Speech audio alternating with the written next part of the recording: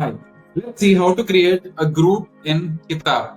Click on the plus icon and under Accounting Masters, click on Groups. Why do you need groups in the first place?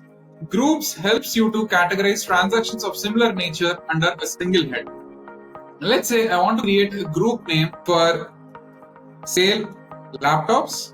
So here what I mean is for all the transactions which are sales of laptops, I am creating a group and I am putting the group under a predefined group called as sale accounts.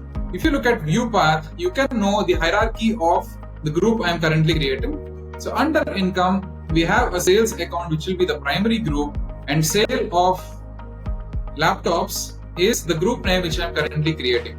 I have an option to give an alias name for this. I'm just clicking on Ctrl A to save the group. This is how you create a group in Kitaabh. Let's understand what is a group list.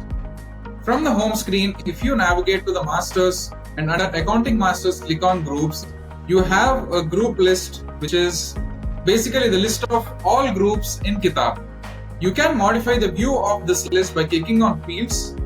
You can change the date period to look at the groups which are created during a specific period. You also have an option to create directly a group from here, and you can export this view either in the form of a PDF or an Excel file and save it for your future reference. This group list helps you to identify all the groups which are there in Kitaabh.